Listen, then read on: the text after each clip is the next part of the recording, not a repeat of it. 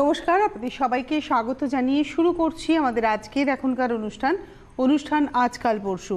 আজকের এখনকার অনুষ্ঠান হচ্ছে জ্যোতিষতন্ত্রের তন্ত্রোক্ত গণেশাধিকার রাজশ্রীর অনুষ্ঠান। রাজশ্রীকে অনেক অনেক স্বাগত। হ্যাপি নিউ ইয়ার।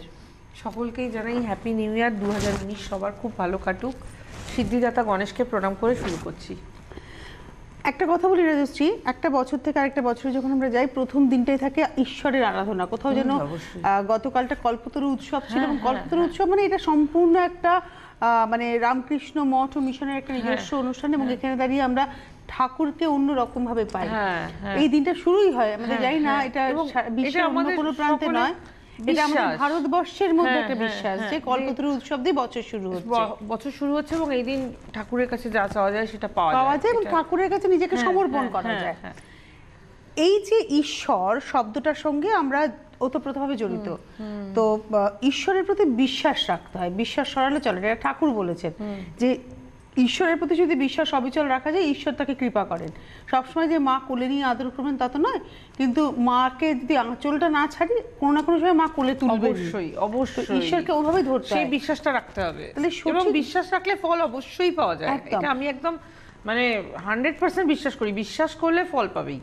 এই যে আপনাদের সঠিক গ্রহ প্রতিকার এবং তার সঙ্গে ঈশ্বরের আরাধনা, আমাদের এটাকে এতটা গুরুত্ব আপনি দেন? গ্রহ প্রতিকারের একটা বিশাল মানে গ্রহ প্রতিকার পুরোটাই হচ্ছে ঈশ্বরের আরাধনা। গ্রহ প্রতিকার কিন্তু অন্য কিছু না। আমরা যে পুজো করে দিই সেটাও বিভিন্ন ধরনের পুজো পাঠ, এবং পরবর্তীতে যেটা ক্লায়েন্টদের করতে বলা হয় সেটাও পুজো পাঠ, এবং তাই পুজো পাঠটা হচ্ছে ঈশ্বরের আরাধনা। কেন? একমাত্র ঈশ্বরই পারেন আমাদের নেগেটিভিটি থেকে আমাদের বের করে আনতে। প্রত্যেকটা মানুষের জন্ম মুহূর্তের ওপর কারো কোনো হাত নেই, এবং জন্ম মুহূর্তে সে কি ভাগ্য নিয়ে জন্মেছে সেটার ওপরেও তার কোনো নিজস্ব হাত নেই, বা কারোরই কোনো হাত নেই। কিন্তু তারপরও সেই জায়গাটা ভালো হলে তো ভালো, কিন্তু ভালো যদি না হয়, খারাপ যদি হয়, তাহলে সেখান থেকে যাতে বেরিয়ে আসা যায়, বা যার ভালো তারও যাতে খারাপ সমস্যাগুলো না আসে, এটার জন্য যে গ্রহ সংস্কার করা হয় সেটা পুরোটাই পুজো পাঠের মাধ্যমে। আমাদের গ্রহ সংস্কার পুরোটাই পুজো পাঠের মাধ্যমে। এবং আমরা যখন কাউকে রেমেডি দিই তখনও একটা কথা বলে দিই যে আজীবন কিন্তু আপনাকে কিছু জিনিস পুজো পাঠ করতে হবে, কিছু জিনিস মেনটেন করতে হবে। সেটা আজীবন, সেটা কিন্তু একদিন দুদিনের ব্যাপার না, এবং আমি পয়সা দিয়ে কিছু কিনে নিয়ে গেলাম এরমও কোনো ব্যাপার না। আজীবন কিন্তু পুজো পাঠের ব্যাপারটা আছে, আজীবন। আমাদের সঙ্গে একজন বন্ধু আছেন। নমস্কার, কে রয়েছেন? Hello. Hello, happy new year দিদিকেই জানাচ্ছি। হ্যাপি নিউ ইয়ার। কে বলছেন? আমি প্রকাশ মাইতি বলছি, আসাম থেকে।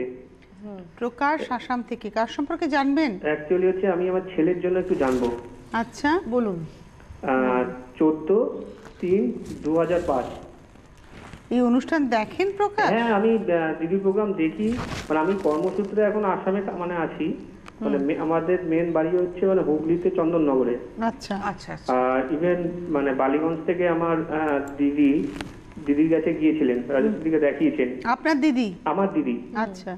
এবং তার ছেলের জন্য এসেছিলেন।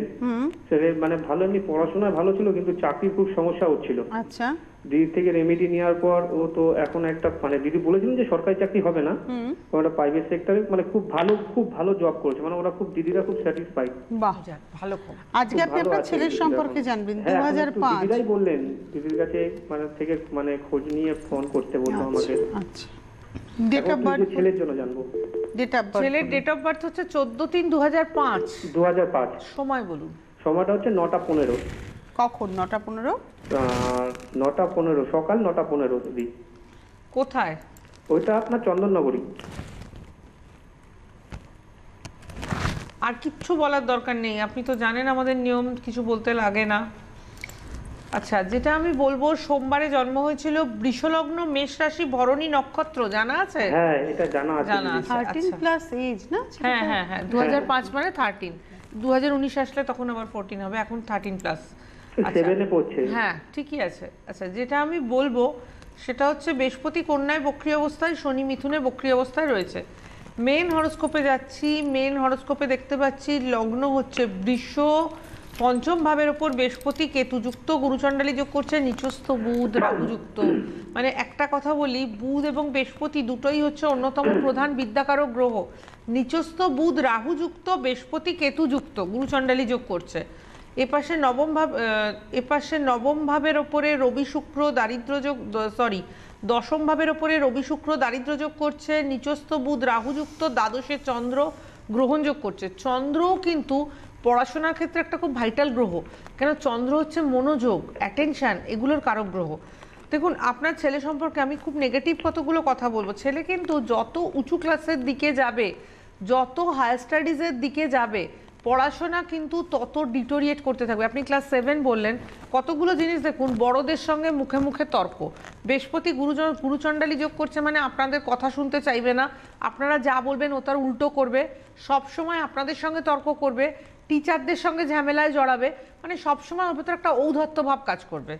নিচস্থ বুধ রাহুযুক্ত, নিচস্থ বুধ হচ্ছে অন্যতম প্রধান বিদ্যাকারক গ্রহ, মনে রাখার ক্ষমতা, প্রকাশ ক্ষমতা, কতটা ভালো লিখতে পারবে। বুধ নিচস্থ হওয়া মানে জানা জিনিস পরীক্ষার হলে ভুল লিখে দিয়ে চলে আসে, মনে রাখার ক্ষেত্রে সমস্যা, কনসেন্ট্রেশনের প্রবলেম। এপাশে চন্দ্র দ্বাদশে গ্রহণযোগ করছে, একে চন্দ্র দ্বাদশস্থ, তাই চন্দ্র গ্রহণযোগ করছে। মানসিক চঞ্চলতা, মানসিক অস্থিরতা, চন্দ্রও পড়াশোনার ক্ষেত্রে চন্দ্রের গুরুত্ব অপরিসীম, কেন চন্দ্র মনের কারক, কনসেন্ট্রেশনের কারক। চন্দ্র যখনই দ্বাদশে গ্রহণযোগ করছে, এক ফোঁটা কনসেন্ট্রেশন নেই, বই হাতে নিয়ে চুপ করে বসে থাকে, পড়ে না, পড়তে বসলো তো সঙ্গে সঙ্গে উঠে গেল, এই অজুহাত সেই অজুহাত, নানান রকমের অজুহাত। মানে আপনি ছেলেকে নিয়ে খুব, আপনার ছেলে 7-এ পড়ে, আপনি বললেন আপনি ছেলেকে নিয়ে খুব স্যাটিসফাইড, এটা আমার একদম মনে হচ্ছে না, এবং যত দিন যাচ্ছে ও দিনকে দিন ডিটোরিয়েট করে যাচ্ছে। আপনি একটু শেয়ার করুন। হ্যাঁ দিদি, আপনি যা বলেছেন একদম ঠিকই বলেছেন, প্রত্যেকটাই হওয়ার একদম কথা। মানে আমাদের কন্ট্রোলের বাইরে চলে হ্যাঁ গেছে। হ্যাঁ হ্যাঁ, কেন গুরুচণ্ডালী যোগের জন্য ঔদ্ধত্য ভাবটাও ভীষণ বেশি, পড়াশোনা তো করছেই না, মায়ের সাথে তো তর্ক করবে, মানে সবার সাথে, মানে কাউকে কোনো সম্মানের কোনো বিষয় নেই, দাদুর সাথে তর্ক করবে, মায়ের সাথে তর্ক করবে, এমনকি মায়ের থেকে মোবাইল কিনে নেবে, টাকা পয়সা নেবে, এবং টাকা পয়সা নেই এইটুকু ছেলে কি করবে? নিয়ে দিদি ওইখান থেকে যাবে সব। দিদি এত বাজে হয়ে গেছে না দিদি, মানে কন্ট্রোলের বাইরে হয়ে গেছে। দিচ্ছেন কেন টাকা পয়সা? এইটুকু বাচ্চা তো এখন টাকা আপনি পয়সা। এটাও ঠিক বলেছেন দিদি, ও কিন্তু মানে 4 পর্যন্ত স্ট্যান্ড করতো, হ্যাঁ যত উঁচু ক্লাসে যাচ্ছে না তত ডিটোরিয়েট করে যাচ্ছে, প্রচন্ড অনিষ্ট হয়ে গেছি যে আপনি বললেন একটা 13 বছরের বাচ্চা ছেলে, তার সম্পর্কে আপনি খুব নেগেটিভ প্রেডিকশন করছিলেন, প্রচন্ড ঔদ্ধত্য, নিজের ভালো মন্দ বুঝতে না পারা, অসম্ভব মানসিক চঞ্চল, অস্থির, দুষ্টু, পড়াশোনা করবে না। মানে আজকে যে ছেলে মায়ের থেকে মোবাইল 13 বছর বয়সে কেড়ে নেয়, মায়ের মুখে মুখে তর্ক করে, তো আগামী দিনে সে যে মায়ের গায়ে হাত দেবে না এরকম কোনো গ্যারান্টি নেই। সেটাই তো কথা। দাদুকে তো সেদিন ধাক্কা মেরে ফেলিয়ে দিয়েছে দাদুকে। এ বাবা, আপনি না, আপনার বাড়ি কোথায়? অ্যাকচুয়ালি আমি তো আসামে থাকি, আমাদের মেন বাড়ি হচ্ছে চন্দননগরে। আপনি আসবেন পরিবার নিয়ে চন্দননগরে?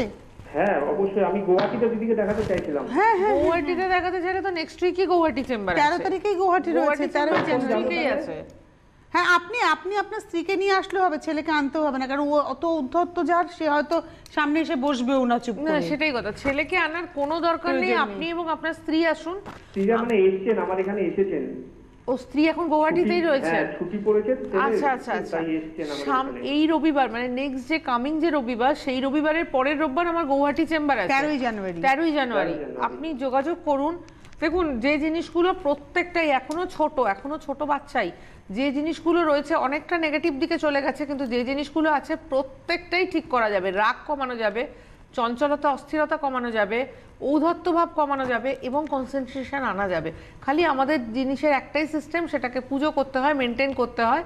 আপনি স্ত্রীকে নিয়ে গুয়াহাটিতে চলে আসুন 13 তারিখে। ঠিক আছে দিদি, ঠিক আছে, ভালো থাকুন। আর কি বলবো, কিন্তু ছেলে এখন দাদুকে ফেলে দিয়েছে ধাক্কা মেরে, এটা গুণের কথা নয় না কোনোটাই, যেগুলো মানে প্রত্যেকটা কথা ওর বাবা বললেন যে হ্যাঁ প্রত্যেকটা কথা, আমি যে কটা কথা বললাম আমি একটাও পজিটিভ কথা বলিনি, উনিও প্রত্যেকটা কথা অ্যাডমিট করলেন। এবার আমার মনে হয় এটা হচ্ছে হাই টাইম এই বাচ্চাটার জন্য। হ্যাঁ হ্যাঁ, দিস ইজ হাই টাইম। 13 মানে টিনেজ শুরু, হ্যাঁ একদম টিনেজ শুরু, 13 শুরু। সে যদি 13-এই এটা দেখায়, সে যখন 19-এ পৌঁছাবে তখন সে কি করবে খুব ভাবতে হবে। এরকম হয়তো আজকে প্রকাশবাবু ফোনটা করলেন এবং উনি দ্বিধা না করে অন এয়ার সবটা স্বীকার করলেন, এরকম অনেক বাবা মা আছেন লজ্জায় চুপ করে আছেন। আমার মনে হয় হয়তো ভাবছেন প্রতিবেশী কি বলবে, সমাজ কি বলবে। যদি এরকম আপনি উপলব্ধি করেন যে আপনার সন্তানটা ভেতরে ভেতরে এরকমই হয়ে যাচ্ছে, সন্তানকে কিচ্ছু বলার দরকার নেই, আপনারা চলে আসুন রাজশ্রীর কাছে। এবং আমি তো বলবো মায়েরা আসুন, কারণ রাজশ্রী একজন মহিলা এবং মহিলার কাছে মহিলারা খুব মন খুলে কথা বলতে পারেন। তাই আপনারা মায়েরা আসুন, যা করার আপনি করুন, দেখুন আপনার সন্তানের পরিবর্তন হয় কিনা, ডেফিনেটলি হবে। নমস্কার, কে রয়েছেন? হ্যাঁ, আমি আসানসোল থেকে বলছি। নাম কি? অমৃতা রায়, ওর ডেট অফ বার্থ বলবো? আপনার মেয়ের নাম অমৃতা? হ্যাঁ দেখেন এই অনুষ্ঠান নিয়মিত? হ্যাঁ, আমি আমার বড় মেয়েকে নিয়ে গেছি, ভালো আছে। বড় মেয়েকে কবে নিয়ে এসেছিলেন? ওই অনেকদিন আগে গেছিলাম, 2 বছর আগে। মেয়ের বিয়ের কি জন্য ছিল, কি সমস্যা ছিল? ওর মানে বিয়ে যোগাযোগ হচ্ছিল না। তারপরে? তারপর দিদির কাছে রেমেডি নিয়ে আমি এখন খুব ভালো আছি, ওর বিয়েও হয়ে গেছে। না, দিদির কাছে যে রেমেডিটা নিলেন তখন তো দিদি বলে দিয়েছিল যে এই সময় অবধি পালন মানে হ্যাঁ। পালনটা করে যেতে হবে আজীবনকাল, এবং এই সময়ের পরে চেষ্টা করবেন, সেটা তো বলে দিয়েছিলেন হ্যাঁ। উনি। তো হ্যাঁ, সেই অনুযায়ী আমি সব আপনি পালন এসেছেন। করছি। আপনি তো ওটাকে আপনাকে পালন করেই যেতে হবে। আর মেয়ে হ্যাঁ। বিবাহিত লাইফে সুখী? হ্যাঁ সুখী। দিদি নমস্কার। নমস্কার। আজকে ছোট মেয়ে, দাদাশ্রীকেও নমস্কার। হ্যাঁ, আজকে আজকে ছোট আমি মেয়ে, ছোট মেয়ে সম্বন্ধে জানবো। ডেট অফ বার্থ বলুন। 13/9/1995। 13/9/1995। হ্যাঁ, সময় বলুন। সময় 10টা 14 10:14 সকালবেলা। সকাল 10:14। আর কোথায় হয়েছে? আসানসোল। আসানসোলে হয়েছে। একটা কথা বলি আপনাদেরকে, এটা আমার নিজের উপলব্ধির জায়গা থেকে বলি, এই যে আপনারা যারা প্রথম রাজশ্রীকে দেখান এবং প্রতিকার নিয়ে সেটাকে পালন করেন, সেটা যতটা সময় নিয়ে কাজ করে, পরের যে প্রতিকারটা নেবেন তার সময়টা কিন্তু কম হবে। কেন জানেন তো? এটা মনের সঙ্গে খুব রিলেটেড। আপনি যখন প্রথম প্রতিকার নিচ্ছেন আপনার মনের মধ্যে 1% হলেও দ্বিধা থাকে, আচ্ছা করছি হবে তো। দ্বিতীয়বার, কারণ আপনি আপনার বড় মেয়ে সম্পর্কে ওয়াকিবহাল যে কতটা কাজ করতে পারে রাজশ্রীর প্রতিকার, তাই আপনি যখন আপনার ছোট মেয়ে অমৃতার জন্য প্রতিকার নিয়ে আপনি পালন করবেন, দেখবেন আপনার ছোট মেয়ের কাজটা না অনেক দ্রুত হচ্ছে। এটা কিন্তু বাস্তব, কারণ মন তো তখন জানে যে রাজশ্রীর প্রতিকার কি দেবে আমাকে, সেটাই। সেটা কিন্তু তখন তিনি ওয়াকিবহাল, তাই কাজটা তিনি ডেডিকেটেডলি করবেন। এটা একদম ডেফিনিট, মানে এটা কিন্তু আমি এখানে বলছি না যে প্রথম যিনি প্রতিকার নেবেন তিনিও ডেডিকেটেডলি করবেন, ডেডিকেটেডলি করতে পারলে খুব ভালো, কিন্তু ওই যে 1% দ্বিধা হলেও থাকে যে করছি তো বাবা, ঠিক হবে তো, তাই না রাজশ্রী? আমাদের এবার দেখে নিই কি হ্যাঁ। বলছেন। আচ্ছা, যেটা আমি বলবো সেটা হচ্ছে যে মেন হরোস্কোপে যাই, হরোস্কোপে দেখা যাচ্ছে শনি কুম্ভতে বক্রী অবস্থায় আছে। মেন হরোস্কোপে যেটা দেখতে পাচ্ছি সেটা হচ্ছে লগ্নে রাহু মঙ্গল। লগ্নে মঙ্গল মাঙ্গলিক দোষ করছে, রাহুযুক্ত মঙ্গল, ঠিক উল্টো দিকে সপ্তম ভাবের ওপর চন্দ্র কেতু যুক্ত, রবি শনি দৃষ্ট বীজযোগ করছে, লগ্নপতি শুক্র স্বয়ং দ্বাদশে রয়েছে নিচস্থ অবস্থায়, দ্বাদশে ভাগ্যপতি বুধ রয়েছে। হরোস্কোপটা খুব ভালো এটা বলতে পারছি না। প্রথমত লগ্নপতি শুক্র লগ্নের দ্বাদশে নিচস্থ, শরীরের ব্যাপারে ভীষণভাবে কেয়ারফুল থাকতে হবে।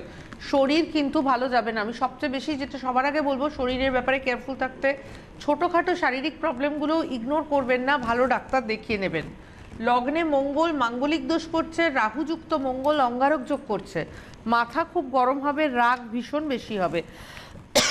রাগের জন্য কিন্তু বহু জায়গায় সমস্যা হবে। যেটা আমি বলবো, পঞ্চম ভাবের ওপর শনি, দ্বিতীয় ভাবের ওপর বৃহস্পতি, সায়েন্স নিয়ে পড়াশোনা করা চার্ট, ইঞ্জিনিয়ারিংয়ের চার্ট। দশম ভাবের ওপর একাদশ ভাবের ওপর রবি রয়েছে।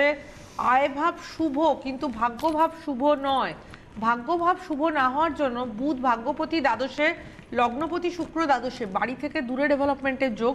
বুধ দ্বাদশে যাওয়ার জন্য, বুধ হচ্ছে ডিসিশন মেকিংয়ের কারক গ্রহ, ভাগ্যপতি। ডিসিশন মেকিংয়ের প্রবলেম ভীষণভাবে হবে। একাধিকবার কর্মক্ষেত্রে পরিবর্তনের যোগ দেখছি, এবং পরিবর্তনটা যে সবসময় শুভ, দেখা গেল নিজের ডিসিশনেই হয়তো মনে হলো যে না আমার এটা ভালো লাগছে না। ডিসিশন মেকিং ভালো নয়, সবসময় সিদ্ধান্তগুলো খুব ভুলভাল হবে।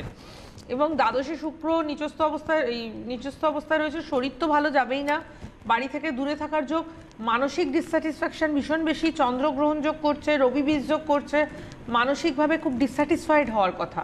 পড়াশোনায় ভালো, কিন্তু পড়াশোনায় ভালো হলেও অন্যান্য দিক ততখানি শুভ দেখছি না। আপনি একটু শেয়ার করুন। হ্যাঁ দিদি, ও এখন ব্যাঙ্গালোরে আছে, ও ইলেকট্রনিক্স টেলিকমিউনিকেশন নিয়ে পড়েছে। ভালো সাবজেক্ট, হ্যাঁ, ইঞ্জিনিয়ারিং এরই চার্ট। হ্যাঁ হ্যাঁ, ও আসানসোলে ও চাকরি করতো, কিন্তু চাকরিটা চলে যাওয়ার পর ও ব্যাঙ্গালোর চলে গেছে। এবার চাকরিটা চলে গেল কেন? চাকরিটা ওরাই ছাড়িয়ে দিয়েছিল।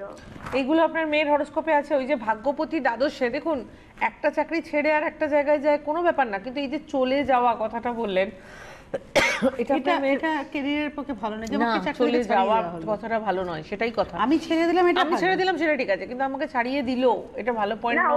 ওরা মানে বলেছিল, ও তখন ছাড়ানোর আগে ও ছেড়ে দিয়েছিল, আর কি বলেছিল। আচ্ছা, যাই হোক, ডিসিশন মেকিং এর প্রবলেম রয়েছে। ভাগ্যপতি দ্বাদশে মানে স্ট্রাগল বেশি দেখাচ্ছে, বাড়ি থেকে না দূরে কিন্তু আপনার মেয়ে ডেভেলপমেন্ট। শখ মানে ধরুন আমি এর থেকে বেটার জব করবো বলে ছেড়ে দেয়নি, ওরাই বলেছিল তোমাকে ছাড়তে হবে এই সময়ের মধ্যে, তোমাকে ছেড়ে না, দিতে হবে। বলছে ভালো করে ইয়ে করো, নাহলে ছাড়িয়ে দেওয়া হবে, এরকম বলেছে। তার মানে তো সেটা ব্যাড রেপুটেশন। হ্যাঁ হ্যাঁ হ্যাঁ। হ্যাঁ, মানে ওরা নতুন ঢুকেছিল তো, তখন ওরা অত স্পিডি ছিল না, সেই জন্য ওরা এটা বলেছিল bad reputation। এত কম স্পিডের জন্য ইয়ে করবো। স্পিড তো কমের এখনো ব্যাঙ্গালোরে আছে, ও তো এখন বেটার জবের জন্য চেষ্টা করছে, তো বেটার জব কি পাবে? এখনো চাকরি পায়নি, তার মানে ব্যাঙ্গালোরে। ব্যাঙ্গালোরে কি জব খুঁজছে তাহলে?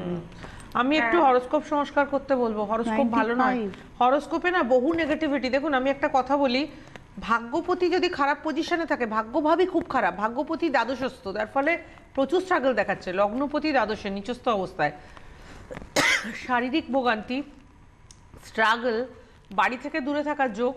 একাদশপতি রবি, শনি দৃষ্ট, রবি শনির কানেকশন শুভ কানেকশন নয়, অসম্ভব ডিপ্রেশন দেখাচ্ছে।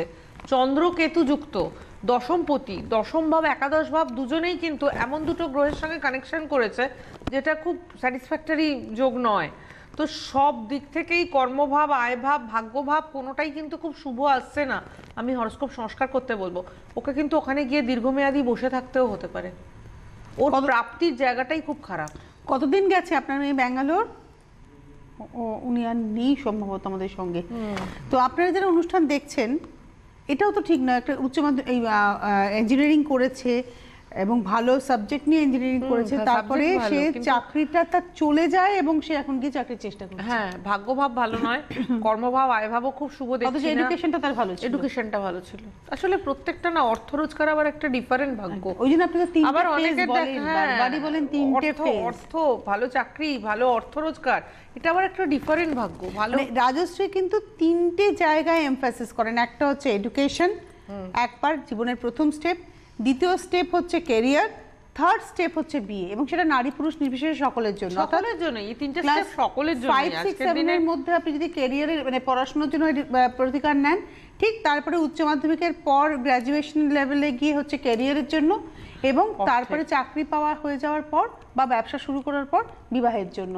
তিনটে ফেজে একটা মানুষের এগোতে তিনটে হবে। ফেজই ভীষণ ইম্পর্টেন্ট, এবং এটা ছেলে মেয়ে নির্বিশেষে সকলের ক্ষেত্রেই জন্য। তিনটে ফেজেই সাফল্য লাগে। নমস্কার, কে রয়েছেন? হ্যালো দিদি, নমস্কার। Happy new year. Same to you. Happy কে নিউ বলছেন? ইয়ার। আমি ব্যাঙ্গালোর থেকে বলছি দিদি। ব্যাঙ্গালোর থেকে? হ্যাঁ বলুন। অনেক অনেক চেষ্টা করে লাইন পেয়েছি আমি। বাহ। 2 মাস ধরে দিদির প্রোগ্রাম আমি দেখি, অনুষ্ঠান দেখি, খুব আচ্ছা। ভালো লাগে। আচ্ছা। দিদির প্রেডিকশন গুলো খুব ভালো লাগে। আচ্ছা, আপনার নাম কি? আমার নাম অনুমিতা দাস। আচ্ছা বলুন, মানে 2 মাস ধরে দেখছেন কেন? তার আগে তো দেখেননি কেন? মানে 2 মাস ধরে দেখছেন, তার পিছনে কারণ কি? আসলে তার পেছনে কারণ আছে। আমার এক বান্ধবী, বহুদিনকার পুরনো বান্ধবী, হ্যাঁ। ও সেই ওর ছেলের জন্য গেছিল দিদির কাছে। আচ্ছা। তো রিমেডি নিয়ে দিদির কাছে এই লাস্ট ইয়ার জয়েন্টে ভালো রেজাল্টও করেছে। আচ্ছা, আর ইঞ্জিনিয়ারিং পড়ছেও এখন। কেন বললাম বলুন তো, আপনার আমাদের চ্যানেলটা ব্যাঙ্গালোরে বহুদিন আগে পৌঁছে গেছে, হ্যাঁ, আপনি লাস্ট 2 মাস ধরে দেখছেন, তার মানে আপনি আগে দেখেননি।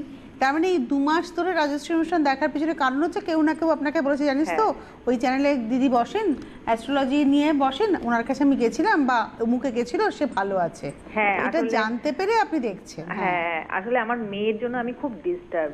আচ্ছা, মানে আচ্ছা, আমার মেয়ের ব্যাপারেই আজকে আমি জানতে চাইছি। ওকে, ডেট অফ বার্থ বলুন। Date of birth। Swapna Das, হ্যাঁ, 13/10/1995। 1995। হ্যাঁ। সময়? আর রাত 9:51। কোথায় জন্ম? হ্যালো, শিলিগুড়িতে জন্ম। শিলিগুড়িতে জন্ম। আচ্ছা, মানে বেসিক্যালি আপনি শিলিগুড়ির মানুষ, আপনি গেছেন চাকরি হ্যাঁ, সূত্রে, হ্যাঁ। স্বামীর হ্যাঁ, ব্যাঙ্গালোরে। স্বামীর চাকরি সূত্রে ব্যাঙ্গালোরে চলে গেছি। আচ্ছা, শুক্রবারে জন্ম হয়েছিল, মিথুন লগ্ন, বৃষ রাশি, রোহিণী নক্ষত্র। আচ্ছা। ঠিক আছে, আচ্ছা। রোহিণী হচ্ছে চন্দ্রের নক্ষত্র, নরগণ। এবার যেটা বলবো সেটা হচ্ছে বক্রী অবস্থায় বুধ কন্যায়, শনি কুম্ভে বক্রী অবস্থায়। বুধ বক্রী অবস্থায় কন্যাতে রয়েছে, তুঙ্গ ঘরে বক্রী হওয়া কিন্তু তুঙ্গস্থ ফল তো নষ্ট করেই, নিচস্থের সমান ফল দেয়। প্রথম কথা হচ্ছে নিজের ভালো মন্দ বুঝবে না এই মেয়ে। এই মেয়েকে নিয়ে সবচেয়ে বেশি আপনি যে জ্বালা ফেস করবেন, চতুর্থ ভাবের ওপর রবি বুধ, নিজের ভালো মন্দ বুধ এখানে তুঙ্গস্থ, কিন্তু বক্রী হওয়ার জন্য বুধ তুঙ্গস্থের ফল দেবে না। চন্দ্র দ্বাদশে ডিসিশন নেওয়ার প্রবলেম ভীষণ বেশি মাত্রায়, কোনটাই নিজের ভালো কোনটাই নিজের মন্দ বুঝতে পারবে না। পড়াশোনার ক্ষেত্রে যথেষ্ট নেগলিজেন্সি থাকার কথা, পড়াশোনার ক্ষেত্রে সিরিয়াস নয়, পড়াশোনার ক্ষেত্রে যথেষ্ট নেগলিজেন্সি থাকার কথা। এক সময় পড়াশোনায় খুব ভালো ছিল, পরবর্তীতে গিয়ে কিন্তু প্রচণ্ড ডিটোরিয়েট করে।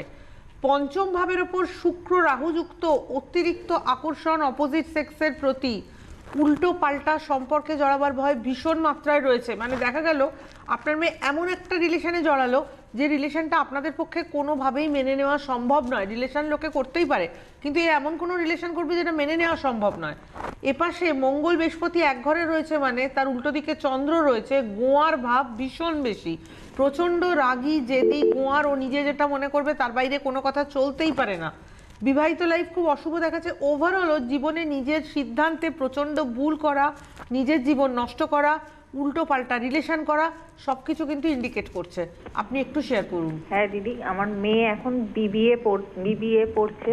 হ্যাঁ, তো ওর রেজাল্ট কিন্তু ছোটবেলা থেকে খুবই ভালো, ওর পড়াশোনাও খুবই ভালো ছিল, কিন্তু হঠাৎই যেন ওর মানে এরকম পজিশনে এসে গেছে যে ধারণার বাইরে হয়ে গেছে, যে পড়াশোনা ভালো আপনার মেয়ে বরাবর, কিন্তু ইদানিংকালে আপনার মেয়ে যে এমন চেঞ্জ হবে এটা আপনাদের ধারণার বাইরে ছিল। আর প্রচন্ড রিলেশনে প্রত্যেকটা মানে স্টেপে স্টেপে রিলেশন ও চেঞ্জ করছে, এমন রিলেশন চারিদিক থেকে রিলেশনে জড়িয়ে পড়ছে। আপনি বলেছেন মানে প্রচুর রিলেশন, তাই তো? আজ এর সাথে জড়াচ্ছে তো কাল আরেকজনের সঙ্গে জড়াচ্ছে। একটা এমন একটা রিলেশন আজ হচ্ছে তো কাল 2 দিন 3 দিন পর সেটা ভেঙে যাচ্ছে। এবার এখন যে পজিশন আছে যে এমন একটা রিলেশন করছে, সে বিবাহিত,